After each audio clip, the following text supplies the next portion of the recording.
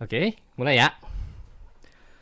Halo para pendengar semuanya, kembali lagi nih ya bersama kita berdua di sini dan juga ada tamu spesial ya di acara obrolan RTISI di setiap hari Selasa yang saat ini sudah ada di Facebook juga, yang saat ini sudah lagi siaran langsung dan saat ini kita lagi di acara radio. Dan ada pepatah yang mengatakan tak kenal maka tak sayang, maka dari itu ya kita kenal dulu. Dari saya itu adalah Aditya dan juga Saya Linda. ya, dan hari ini kedatangan nih ya perwakilan dari Panwaslu yang ada di Taiwan. Kita mulai dulu dari yang si ganteng dulu. Yes, Oh, ya. terima kasih ya. Perkenalkan, nama saya Hana Subakti, selaku Ketua Panwaslu Taipei. Kemudian selanjutnya masih ada. Halo semuanya, perkenalkan saya Ai Febrianti, anggota Panwaslu Taipei. Baik, perkenalkan nama saya Ahmad Nurreza selaku anggota Panwaslu Taipei. Ya, oke, jadi hari ini kita sudah kedatangan 3 tamu penting nih ya dari perwakilan Panwaslu, yaitulah Kak Hanas selaku ketua, kemudian masih ada Kak Ayu dan juga Halo. Kak Riza ya. Dan hari ini terima kasih sudah hadir di RTI, dan sebelumnya kita pun bakal mengulas dulu nih sebenarnya apa sih itu Panwaslu. Gitu. Mungkin dari Kak Hanas ya, bisa Oke, jelaskan sedikit nggak nih mungkin untuk teman-teman kita semua apa sih Panwaslu itu? Oke. Sebelumnya terima kasih sudah mengundang kami ke acara wawancara RTI ini. Jadi Panwaslu sendiri itu jadi nanti di tahun 2024 di bulan Februari Indonesia kan ada pemilihan umum presiden. Ya. Presiden dan wakil presidennya. Nah, di situ nanti di Taiwan karena banyak orang Indonesianya akan dilakukan juga proses pemilu di Taiwan. Nah, pelaksanaan pemilu sendiri dilakukan oleh PPLN Taipei. Nah, oleh karena itu mereka perlu adanya pengawasan nih, gimana prosesnya, gimana persiapan mereka, kita yang ngawasi. Jadi itulah tugasnya panitia pengawas pemilu atau Panwaslu Taipei, seperti itu. Jadi kita wilayah kerjanya ada di seluruh Taiwan sebenarnya, tapi penamanya di Panwaslu Taipei, seperti itu. Oke, jadi itulah perbedaannya antara PPLN dan juga Panwaslu ya Panwaslu. teman-teman ya. Jikalau beberapa pekan yang lalu kita juga sudah kehadiran dari para perwakilan PPLN, dan kali ini kita beruntung sekali ya. Kita udah digandrung kita namanya perwakilan dari Panwaslu. Panwaslu, Gitu. oke. Iya, dan ini mungkin yang teman-teman masih bingung akan perbedaan PPLN dengan Panwaslu ya, dengan tadi udah dijawab. Semoga saja bisa terbantu gitu ya. Dan kemudian ya, bisa nggak nih secara singkat coba jelaskan kepada kita semua ya, mungkin dari tugas ataupun fungsinya dari Panwaslu tadi bilangnya selain pengawas gitu ya. Selain mengawasi sebenarnya itu masih ada yang lain nggak sih? Oke, mungkin Aku? dari Mbak Ayu. Oke, boleh coba bantu jawab ya. Jadi tupoksi dari Panwaslu itu sendiri selain melakukan pengawasan, jadi memang kalau dari namanya kan Panwaslu ya. Jadi sebenarnya bukan hanya melakukan pengawasan sih gitu, tapi kita juga fokus kepada pencegahan Oke. gitu dan juga penindakan. Nah, sesuai arahan dari Bawaslu juga pada saat pelantikan kemarin memang dari Pak Jokowi itu menginginkan bahwa kita banyak fokus di pencegahan supaya meminimalkan penindakan gitu. Nah, di Panwaslu sendiri itu nanti kita juga bisa melakukan pengawasan dan juga penindakan kaitannya dengan kalau terjadi pelanggaran ataupun sengketa pada saat pelaksanaan pemilu kayak gitu. Oke. Jadi lebih ke arah saat pemilunya aja. Atau misalnya kalau misalnya Panwaslu sendiri, cara-cara di awal nih untuk mengawasi pemilu termasuk juga PPLN itu seperti apa? Oke, Mas Riza? Oke, baik, terima kasih. Jadi sesuai dengan instruksi Bawaslu ketika kita dilantik kemarin, jadi ada 2 metode pengawasan secara umum. Yang pertama itu pengawasan secara melekat, di mana ini kita melakukan pengawasan langsung, baik itu kepada teman-teman PPLN ataupun nanti ketika diadakan proses Tahapan-tahapan ya. ya proses tahapan-tahapan pemilu. Dan yang satunya lagi yaitu pengawasan partisipatif, di mana untuk pengawasan ini kami dari Panwaslu Taipei sedang menyiapkan sistem untuk pelaporan. Jadi untuk pengawasan partisipatif ini nanti diharapkan seluruh masyarakat Indonesia yang ada di Taiwan, seluruh Taiwan, jikalau nanti melihat potensi-potensi kecurangan, nanti bisa dilaporkan kepada kami. Karena mengingat jumlah personil Panwaslu Taipei cuma 3 orang, untuk mengawasi seluruh Taiwan itu Iya, sangat perlu susah. bantuan Jadi seluruh kita elemen perlu kontribusi masyarakat luas untuk membantu kita juga. Oke, kemudian untuk cara melaporkannya nih, misalkan kita itu misalkan ya katakanlah ya, tapi jangan sampai ada pelanggaran gitu kan, atau mungkin ada sesuatu hal yang mungkin ya pokoknya ada suatu pelanggaran, kemudian saya ada melihat dan saya juga ada foto mungkin merekam, kemudian gimana tuh cara saya sebagai masyarakat umum untuk melaporkan hal tersebut kepada Panwaslu? Untuk kali ini kita sudah membuka akses seluas mungkin ya. Kita ada sosial media dari berbagai macam sosial media. Langsung aja misalnya cari, paling gampangnya cari ketik di mesin pencarian gitu, Panwaslu Taipei. Nah, nanti kita ada kontak mulai dari WhatsApp, nomor telepon, atau mungkin sosial media lain yang Instagram dan lain. ya ada semuanya. Nanti tinggal di reach aja, tinggal langsung komunikasikan ke situ, nanti kita kasih tata caranya seperti apa. Jadi tapi hal yang diperlukan yaitu satu, ada bukti, entah itu video atau mungkin gambar. Nah, nanti itu bisa baru kita lakukan penelitian ya. Nanti kita akan menyimpulkan apakah ini perlu ditindak atau tidak, seperti itu. Oke, benar sekali ya teman-teman ya, dengan yang tadi Bapak Hanas di sini selaku Ketua Panwaslu Taipei, dan saat ini teman-teman juga bisa melihat ya dari layar ponsel Anda ataupun komputer Anda mengenai yang namanya pos kawal hak pilih ya teman-teman ya. Jika teman-teman semua ini pada saat lagi nyoblos ataupun mungkin lagi kebetulan lewat gitu kan, ada lihat nih yang namanya pelanggaran gitu kan, boleh difoto ataupun direkam, kemudian cara pengirimannya ataupun pelaporannya bisa dilihat ya tadi ya. Ini ada total ada 4. Yang pertama lewat WhatsApp dengan nomor berikut, kemudian juga masih ada Facebook dan juga Instagram dan juga lewat email ya. Benar. Ya, jadi bisa langsung dipindai aja QR code-nya, karena yang namanya untuk mengawasi ini bukanlah tugas 3 orang Iya, perkasa ini betul, saja, betul, tapi melainkan betul ini banget. tanggung jawab bersama Bersama, gitu ya, benar. agar hasil suara dari pemilu ini bisa terlaksana dan juga terselenggara dengan aman dan juga yang pastinya adil gitu Iya, ya. betul. Berkeadilan.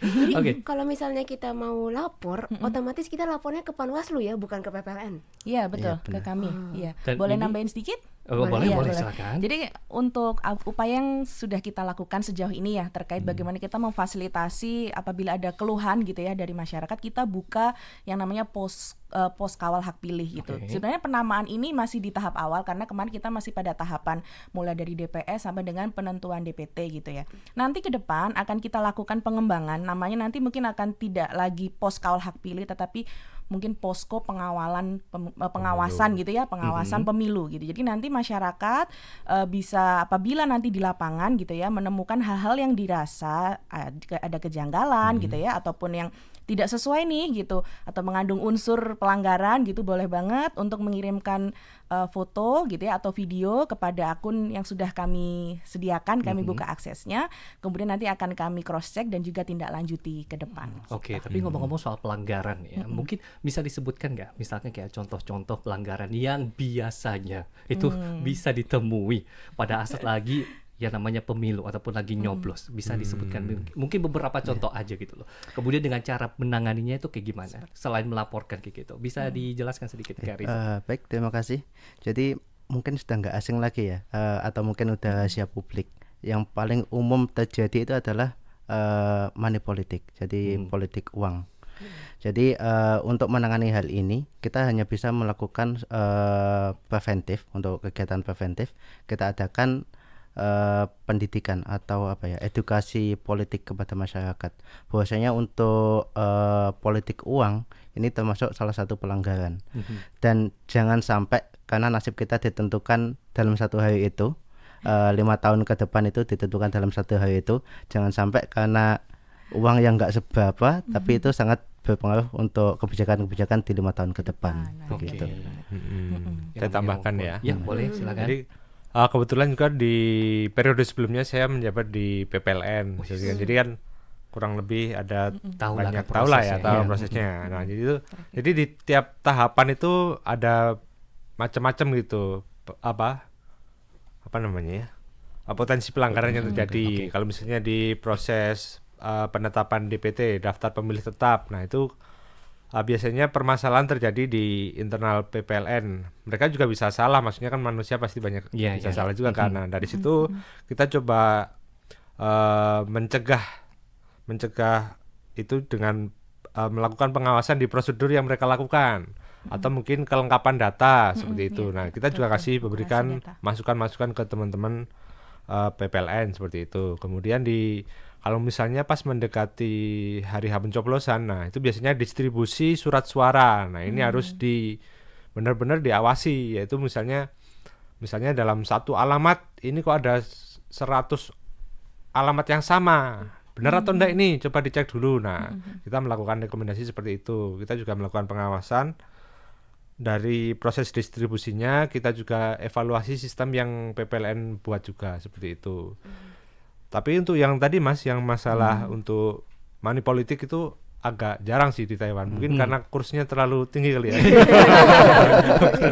Iya, jangan sampai terjadi. Iya, jangan sampai ya mungkin di Indonesia kan 100.000. Nah, di sini 100.000 buat apa gitu? 100.000 rupiah buat apa? Permen. Boleh lah ya.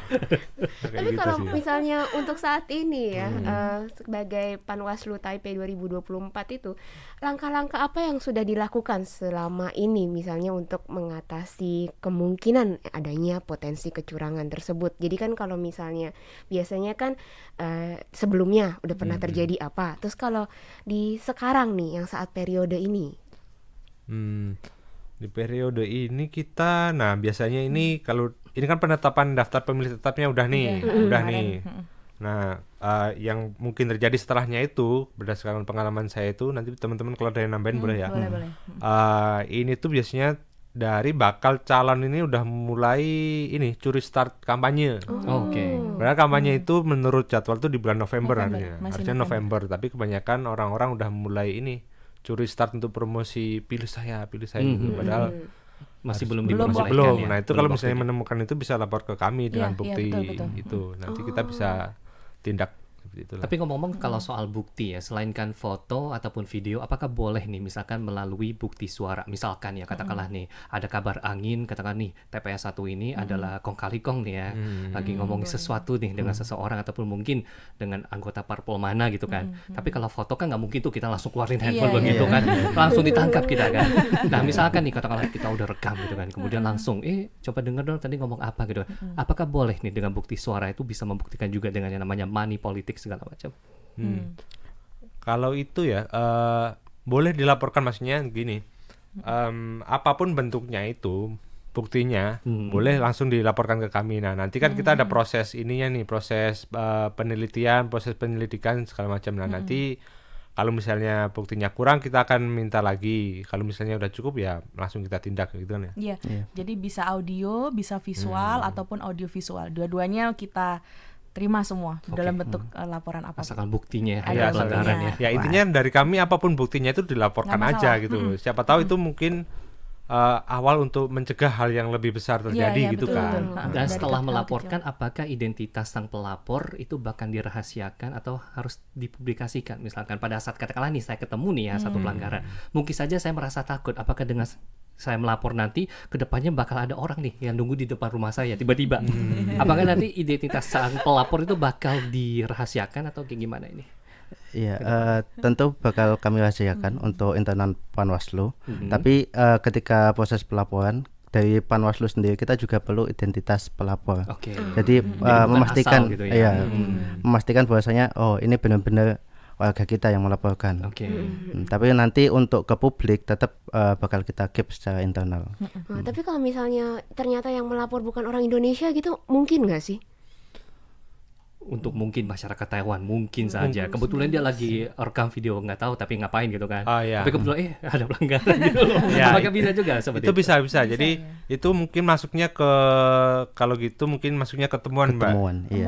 Ya, temuan. Jadi ada mekanisme di mana kita bisa melaporkan hal jadi suatu temuan seperti itu. Jadi itu lebih dari kami yang lebih inisiatif, karena mungkin dari ada warga negara lain yang lapor ke kita, ini ada kemungkinan kejanggalan sini nih. Oke, langsung kita melakukan penyelidikan awal seperti itu kan. Nanti kita akan masukkan ke temuan. Oke, jadi luar biasa ya informasi yang bisa kita dapatkan pada hari ini terkait Panwaslu itu sendiri, dari tugas kemudian juga cara pelaporannya. Tapi ya apa daya, dikarenakan masalah waktu juga nih untuk acara radio nih ya. Maaf sekali. Apakah ada nih kata-kata yang pengen disampaikan kepada teman-teman Indonesia yang khususnya saat ini lagi berdomisili di Taiwan nih terkait pemilu ataupun mungkin Panwaslu tugasnya sendiri? Silakan mungkin dari Oke. Mas Anas dulu. Kalau dari saya ini tanggung jawab kita semua ya, tanggung jawab warga negara Indonesia di Taiwan untuk mewujudkan atau melaksanakan pemilu dengan jujur dan adil seperti itu. Jadi kami dari Panwaslu cuma 3 orang, kemudian dari PPLN cuma juga 7 orang. Nah ini butuh sekali partisipasi aktif dari masyarakat semua Indonesia yang ada di Taiwan untuk saling support. Nah seperti itu. Jadi kami tunggu partisipasi aktif, entah itu membagikan informasi-informasi tentang pemilu atau juga mungkin menginfokan kalau misalnya menemukan berbagai macam pelanggaran atau apapun yang mencurigakan boleh dilaporkan ke kami Panwaslu. Gitu. Oke, kemudian ada yang pengen ditambahkan lagi mungkin Oke, dari nambahin KAI? dikit Ya, ya. silakan. Jadi memang kami dari Panwaslu Taipei sebagai mitra strategis dari PPLN, kita juga berharap bahwa perlu dukungan dan juga partisipasi aktif dari seluruh warga negara Indonesia yang ada di Taipei, karena mau tidak mau ya kita sebagai warga negara Indonesia kita juga punya hak pilih yang dilindungi konstitusi. Jadi jangan bersikap apatis ya. Kita juga harus sama-sama mensukseskan hajat besar nih Oh iya, negara betul, kita, betul, bener nggak betul, gitu betul, ya betul. di 2024 ini secara aktif melalui hal-hal kecil mungkin bisa membagikan ya di media sosial informasi apapun itu. Kita sangat apresiasi. Jadi bisa itu. terjangkau dengan Ya, teman-teman betul, yang lainnya yang betul, belum betul. mengetahui informasi terkait itu. Mungkin dari Kak Rita Ya, nih. izin menambahi sedikit saja dari saya. Tolong nanti untuk hak suaranya dimanfaatkan sebaik mungkin. Satu suara kita itu akan menentukan 5 tahun ke depan bagaimana Indonesia luar biasa. berjalan. Benar, Iya, Betul. benar. benar banget. Jadi setiap suara itu sangat penting sekali dan partisipasi Anda dalam mengawasi yang namanya terjalannya ajang 5 tahun sekali pemilihan umum ini bisa lancar atau suksesnya itu balik lagi ke kita ya. Kita Iya. sendiri Ya, benar. jikalau ada pelanggaran maka ya laporkan kepada Panwaslu itu teman semua ya. Oke deh. Dan dikarenakan masalah waktu ya, maka untuk acara radio kita harus akhiri dulu sampai di sini. Namun untuk di Facebook kita bakal lanjut lagi. Iya. Oke, untuk yang di Facebook ini tetap jalan. Jadi mungkin adakah kata-kata yang pengen disampaikan lagi nih untuk teman-teman semua ini mungkin yang saat ini. Ya, silakan. PLN mau jadi Panwaslu. Oh iya. Boleh, Ini pertanyaannya boleh sangat nih. penting ya, Pertanyaan teman-teman. paling penting. PPLN mau jadi Panwaslu. Betul, betul, betul. Jadi makin alert itu. Iya. Makin, wah, PPLN mesti hati-hati gitu misalnya. Karena seperti yang kita ketahui bisa tinggal di Taiwan kan ada kayak kesibukannya masing-masing ya. Mungkin saja untuk bekerja ataupun mungkin sebagai pelajar segala macam. Nah, ini sekarang pertanyaan yang sangat bagus ya dari Kak Fahri ini gitu ya. Kenapa di tengah-tengah kesibukannya sih ya, ini lagi belajar ataupun lagi bekerja. Kenapa lo pengen daftar sebagai Panwaslu Iya, yang iya. dimana yang namanya pemilu ya, satu Taiwan harus mengurusi itu semua, mengawasi itu semua, itu bukan tugas yang sangat Iya gampang. sih. Dan kenapa tiba-tiba bisa ikut dong gitu. Kenapa nih? Mungkin dari Iya. Mas Anas Kak Anas dulu dulu deh, nih ya. Kalau dari saya pribadi sih memang dari awal memang tujuannya kontribusi di pemilu gitu ya. Jadi awalnya saya juga apply ke PPLN seperti itu. Jadi mungkin karena ada berbagai pertimbangan lain dari KPU, jadi saya belum kepilih waktu itu. Nah, jadi apa ya yang bisa aku kontribusiin lagi? Akhirnya saya coba apply ke Panwaslunya. Nah, karena menurut saya gini, jadi awalnya saya apply di PPLN itu karena sebelumnya kan udah bikin sistem base sistemnya udah ada. Pengennya itu saya coba kembangkan lagi nih. Nah, kayak gitu. Jadi biar lebih sempurna lagi dari yang sebelumnya yang udah kami PPLN sebelumnya bikin seperti itu. Nah, akhirnya tapi nasib berkata lain, akhirnya yang lebih diterima di Panwaslu. Sama sih sebenarnya, tujuannya kan ingin melakukan kontribusi. Nah, akhirnya dari Panwaslu ini bisa juga memberikan masukan ke teman-teman PPLN kan. Nah, tapi mungkin eksekusinya jadi lebih kurang maksimal seperti itu. Tapi untuk proses pemberian masukannya jadi lebih tanda kutip berkuasa gitu. Iya. Oke. Tapi di atas sih. Enggak gitu juga maksudnya. Enggak seperti itu juga maksudnya lebih kita bisa memberikan masukan ya lebih enaknya sih nggak terlalu kerja banget gitu, maksudnya Oke. lebih memberikan masukan, jadi lebih apa ya namanya, kok kesannya gitu. Maksudnya Ya oke, mungkin sampai di situ aja. ya tanpa mengurangi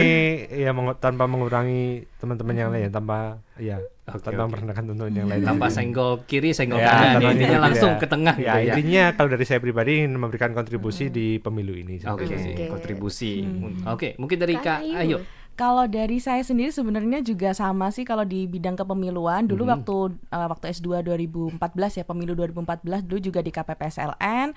Terus pulang ke Indo juga sama di KPPS juga, baik itu Pilwali, Pilgub gitu ya, sampai Pilpres gitu. Terus kemudian pas balik lagi nih ke Taiwan, kayak pengen mencoba hal yang baru gitu. Tetap di kepemiluan, cuma nggak di pelaksana lah gitu. Akhirnya ada lihat open recruitment Panwas, terus coba apply di Panwas dan ternyata banyak dapat insight juga Luar dari biasa. sini. Boleh ditambahkan, Gitu. silakan. Baik, kalau dari saya lebih mencari selingan. Wah, Oke. Jadi selingan. biar nggak terlalu sibuk di kampus. Dan kebetulan dulu waktu 2019 sempat juga jadi pengawas TPS di KDI waktu itu. Tak lihat kok, wah sepertinya menarik juga untuk ikut Panwaslu bantu di pemilu, Oke, baik itu entah di PPLN atau di Panwaslu. Cuman kebetulan kemarin lebih banyaknya tertarik ke Panwaslu, jadi nyoba untuk daftar ke Panwaslu waktu itu. Oke, jadi cari selingan gitu ya. Daripada nanti stagnan di situ aja kampus, ya ternyata masih ada aktivitas yang lain gitu ya untuk mengisi waktu. Gitu ya. Jadi luar biasa. Ini mungkin dari Kalinda ada yang pengen ditanyain lagi nih. Aku sekalian mau tanya nih buat kalian ya. Tapi kan kalian untuk sekitar 300.000 orang ya. 300.000 suara kemungkinannya. Nah, itu kalian hanya bertiga. Ini gimana nih? Ya, 250.000 250.000 sementara di ya. PT-nya ya. 230 kita. 230. Oke. Ya itu tadi ya, awalnya. Ya, sebenarnya dari Panwaslu dunia sendiri tuh udah ada ini list-list kasus yang sering terjadi di tahun-tahun sebelumnya seperti itu. Mungkin dari Taiwan kemungkinan nanti di pas tahapan ini akan ada masalah ini. Jadi tolong dilakukan pencegahan dari awal. Nah, dari situ itu satu. Kemudian yang 300.000 ini ya kita ajak partisipatif ya. Dan juga kita tiap minggu kita juga ikut proses sosialisasi dari PPLN. Nah, itu juga kita maksimalkan untuk ngasih tahu ke teman-teman, bisa loh kalian juga ngelaporin kalau misalnya ada temuan yang aneh-aneh ke kami gitu. Ya, jadi kita di sini juga ingin mengajak teman-teman semua ya pada saat lagi pemilu nanti ya teman-teman ya, ingat ya. Yang namanya tugas dalam mengawali ataupun mengawasi ya namanya pemilu ini bukan hanya dari kakak-kakak ini Tugas, saja ataupun mungkin dari Panwaslu PPLN aja, aja, bahkan gitu. kita ya setiap warga negara Indonesia yang ada Ya, di Taiwan ya, itu betul. memiliki tanggung jawab yang bersama, yaitu adalah menyukseskan namanya pemilu ini guna memilih lagi masa depan Indonesia ke depannya itu seperti apa. Seperti yang tadi Kariza bilang ya, satu Betul. suara itu sangat penting sekali teman-teman ya. Jadi tugas Anda baik itu Terima kasih, Panwaslu ataupun yang saat ini lagi belajar di Taiwan ya, yang kerja di Taiwan, asalkan Anda adalah WNI, warga negara Indonesia, maka kita semua itu memiliki tanggung jawab yang sama juga dalam menyukseskan yang namanya pemilu tahun 2024 ini. Oke deh, terima kasih. Ini mungkin ada yang pengen disampaikan lagi nih untuk yang terakhir nih. Bisa, monggo silakan. Ada waktu. Ada dari Kak Ayu? Iya, Kak- mungkin dari aku sih nambahin Oke. sedikit ya. Iya, Jadi berkaitan sama 3 orang versus 230.000 Iya. orang gitu ya. Jadi itulah salah satu urgensi ya teman-teman dari pengawasan partisipatif yang melibatkan seluruh elemen masyarakat ya WNI yang ada di Taiwan gitu. Jadi kenapa adanya partisipatif itu karena kita nggak mungkin 3 orang ini mampu mengawasi sampai ke level di lapangan gitu. Makanya kita perlu kerjasama semua pihak termasuk dari seluruh WNI yang ada di Taiwan. Enggak cuma WNI aja sih sebenarnya. Siapapun yang cinta Indonesia kalau menemukan kejanggalan boleh betul, berperan betul. kami gitu ya. Benar banget. Iya, jadi ini berarti bukan tugas WNI WNI aja aja ya. ya. Orang Oke. yang betul lagi Siapapun. selfie gitu ya, ada pelagaran itu.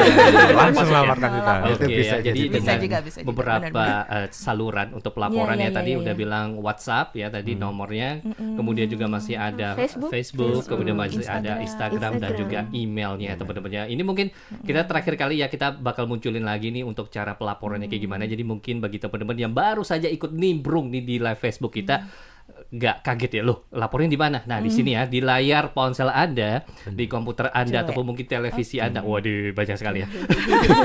Ini bisa dilihat ya cara pelaporannya itu seperti apa ya, dengan nomor WhatsApp yaitu adalah kodenya itu 886 965493633 ya teman-teman ya. Jadi langsung di situ nanti bisa WhatsApp, ini 24 jam ya. 24 Nggak jam. dengan kenal waktu ya. 24 jam, weh. Pokoknya pas lagi pemilu ada apa langsung Langsung. terima ya. Waduh, ini dari kakak-kakak perkasa semua ini. Kemudian selain WhatsApp juga masih ada Facebook ya teman-teman ya. Ada Facebooknya di sana, kemudian juga masih ada Instagram dan juga email ya. Dan bagi teman-teman yang memang rada males nih ya untuk ketik segala macam, apa langsung Silakan pindai aja scan. QR code-nya, langsung keluarkan code-nya handphone aja. Anda, di scan aja, nanti bisa langsung deh ada informasi terkait yang namanya untuk pelaporan yang namanya pemilu tahun 2024 ini. Oke, dan sekali lagi ya kita ingin mengucapkan terima kasih yang terima sudah kasih. meluangkan waktunya nih ya untuk datang ke Sama-sama. sini, dan juga jangan kapok ya kita ngobrol-ngobrol sama kita ataupun mungkin seneng banget. ngobrol-ngobrol bersama teman-teman semuanya gitu ya. Sering-sering datang ya. Ya deh, luar biasa. Oke deh, dan Siap. dengan begini berakhir pula, mungkin ada yang pengen disampaikan lagi Kak Linda? Ini sudah cukup ya. Oke, sudah cukup ya. Kalau enggak Sudah ini di- kasihan ya.